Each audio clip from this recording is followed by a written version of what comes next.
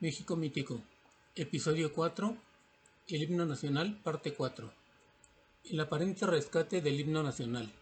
Luego del caos registrado en el país después de su independencia y hasta finales del siglo XIX, durante el Porfiriato se buscó consolidar el Estado Nacional y con ello se rescató el himno de Bocanegra y Nuno, pues coincidía con los valores del nacionalismo mexicano que el régimen quería impulsar por medio de la llamada religión de la patria, promovida por Justo Sierra, que enaltecía las ideas de patria, conciencia nacional y nacionalismo y glorificaba a los héroes.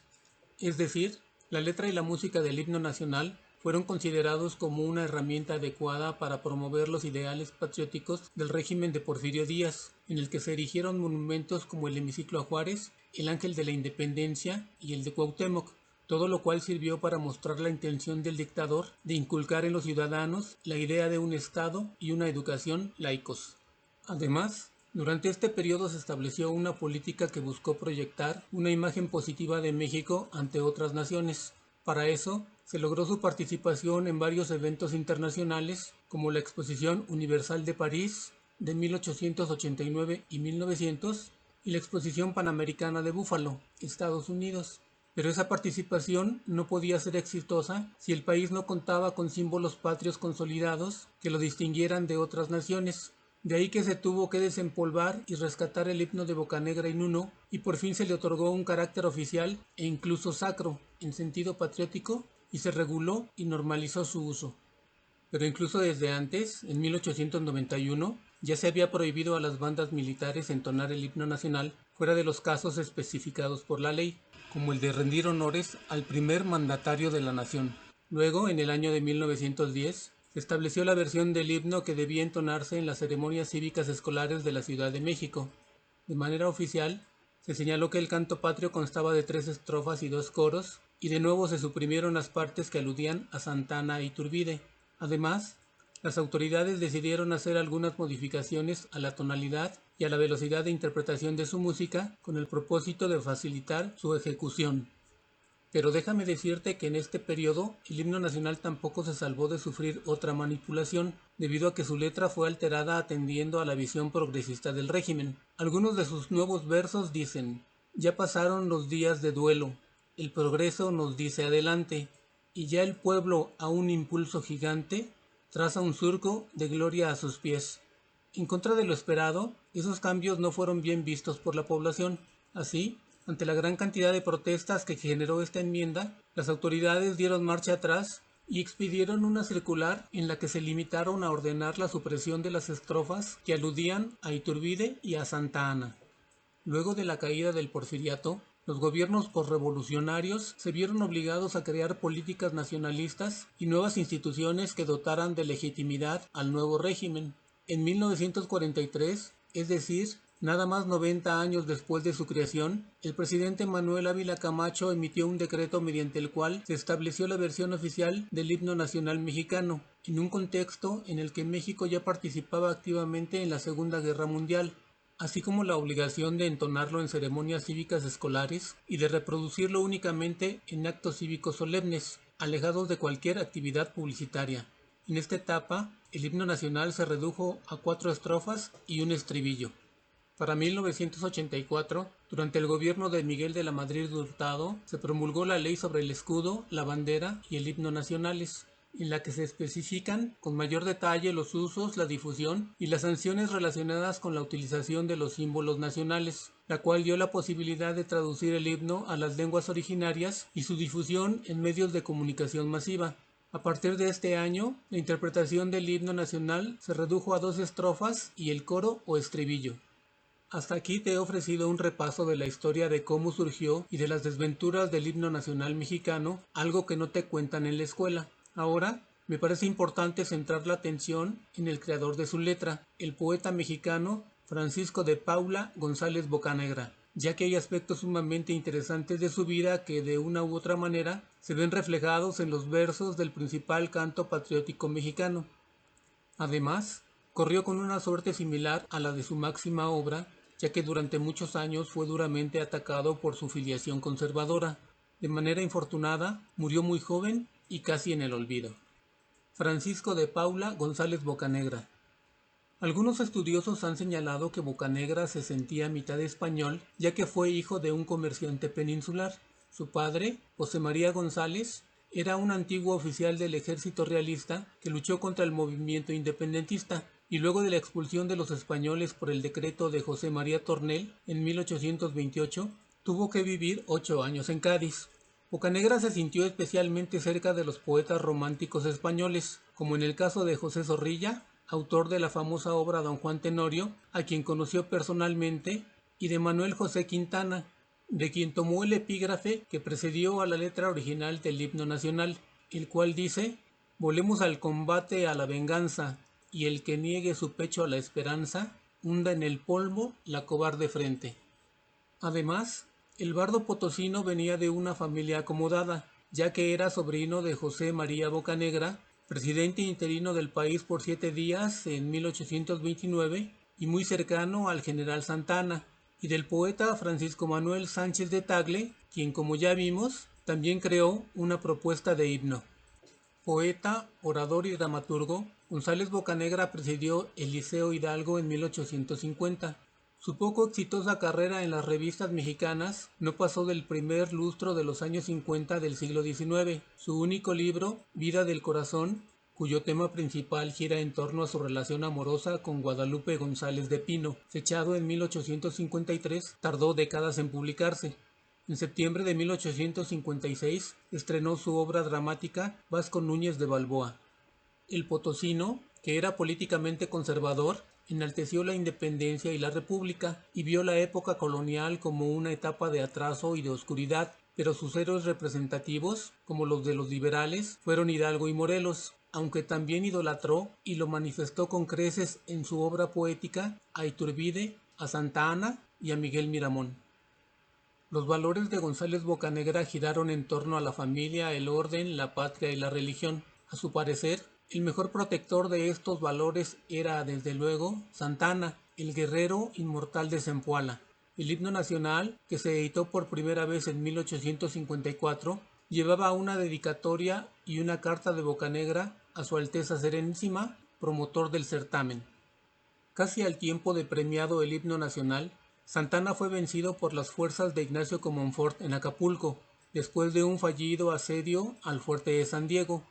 Cuando el general regresó a la capital de la República, el 16 de mayo de 1854, fue recibido como un triunfador, pues se anunció falsamente que su campaña en el estado de Guerrero había sido todo un éxito.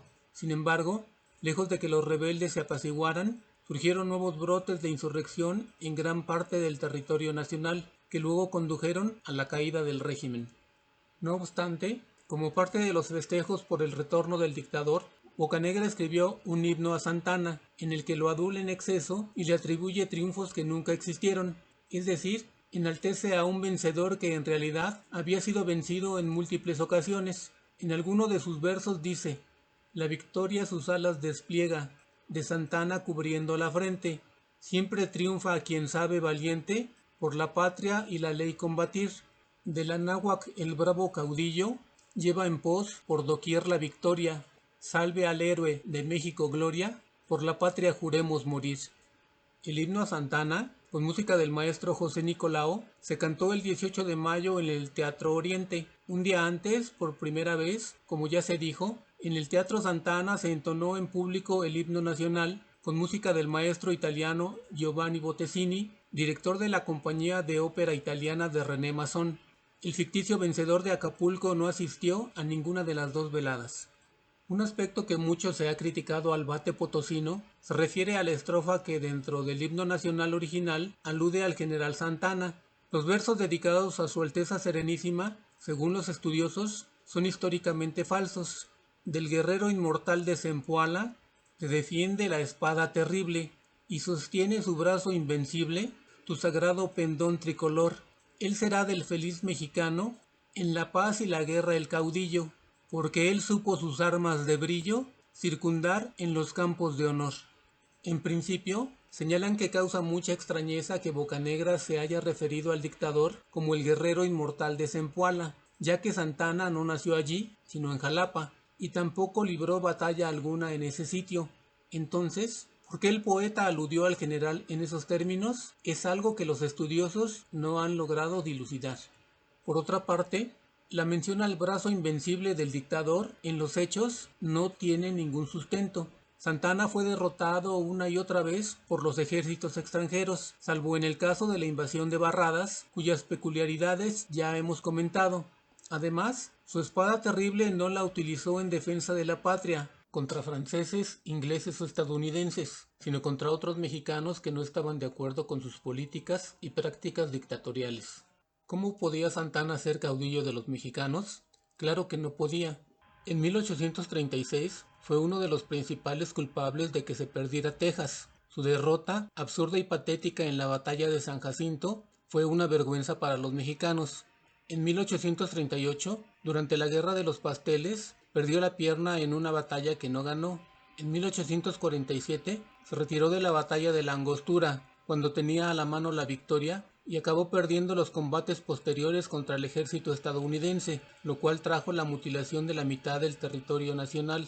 En 1853 vendió la Mesilla, cuyo dinero fue a parar a los bolsillos de un puñado de pillos en el poder, entre otros el propio Santa Anna. Estos son solo algunos ejemplos de las atrocidades cometidas por el también llamado 15 uñas durante los años que ejerció un poder casi ilimitado.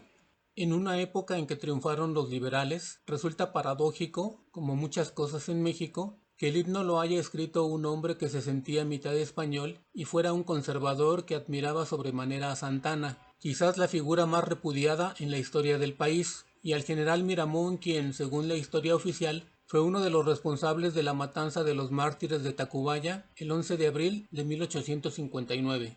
En 1860, Bocanegra escribió la letra de otro himno, pero ahora dedicado al general Miguel Miramón, cuando éste fue presidente de México por el lado conservador durante la Guerra de Reforma. Dicha pieza se estrenó el día 7 de enero, luego de la entrada a la Ciudad de México del joven militar, quien volvía triunfante de la batalla de Colima. Las primeras estrofas de este canto dicen: Gloria al bravo perínclito jefe, que el laurel en su frente ciñó, y la oliva de paz y ventura con su brazo potente alcanzó. Hoy la patria renace a su sombra, reconquista a su altivo poder, y si el eco de un pueblo le nombra, es con grata efusión y placer. Nadie puede negar que Bocanegra fue fiel a sus valores y principios conservadores, y que pagó un precio muy caro por ello. El haber ganado el concurso para crear el himno nacional no le reportó ningún beneficio material o económico, por el contrario, fue sumamente perjudicial. No solo no se le otorgó premio alguno, como lo estipulaba la convocatoria, sino que además, por haber tenido una afiliación tradicionalista y ser coautor de una obra promovida por Santa Anna, una vez que éste dejó el poder, no le quedó más alternativa que vivir a la sombra, relegado. No es aventurado señalarte que, de manera indirecta, ese triunfo pudo haberle costado la vida. Los exagerados elogios que Bocanegra prodigó a Santa Anna y a Miramón cuando estos eran presidentes tampoco le representaron ningún beneficio profesional que, al parecer, tampoco buscó, ya que se le reconocía una honradez sin tacha. Por algún tiempo se dedicó al comercio y sus empleos burocráticos fueron de nivel medio. Así, por ejemplo, fue oficial archivero de la Administración General de Caminos y Peajes en el gobierno santanista. Además, se desempeñó como vocal de la Junta Inspectora de Teatros, censor de teatros y director del Diario Oficial del Supremo Gobierno Conservador en la administración del general Miramón. El 22 de diciembre de 1860, el invencible Miramón, como lo llamó Bocanegra, fue derrotado por los juaristas en la batalla de Calpulalpan. De acuerdo con algunas versiones, un tanto dramáticas o no, creyéndose perseguido, el bardo potosino se escondió en el sótano de la casa de su tío, José María Bocanegra, quien vivía a media calle de la suya. Dicen los estudiosos que, disfrazado humildemente, continuó visitando con frecuencia a su familia y bautizó todavía a la última de sus hijas. Infectado por el tifo, murió el 11 de abril de 1861, fecha del segundo aniversario de la matanza de los mártires de Tacubaya. Los periódicos de la época apenas se dieron cuenta, en algunas notas intrascendentes, de la muerte de Francisco González Bocanegra. Una mencionó que había sido escritor del Diario Oficial en tiempos del gobierno de Miramón. Otras, que había escrito algunas obritas que le dieron algún lugar entre los literatos y que dejaba inéditos algunos trabajos de importancia. Unas más, que era un joven de finos modales y de bastante instrucción, que se había afiliado a un partido, el conservador, al que jamás debió pertenecer. Ni una sola de las notas recordó o señaló que Bocanegra fue autor de las estrofas que habían sido consideradas con los suficientes méritos para convertirse en el himno nacional mexicano. A la hora de su muerte como en vida, se le negó un reconocimiento a tan significativa aportación. El poeta no pudo obtener lo que en sus versos pidió para los héroes de la patria: guirnaldas de oliva, recuerdos de gloria, laureles de victoria y sepulcros de honor. Durante muchas décadas, la figura de Bocanegra permaneció en el más completo olvido. Algo no tan dramático ocurrió con el creador de la música de nuestro himno. Dame oportunidad de contártelo en la parte 5 de este episodio.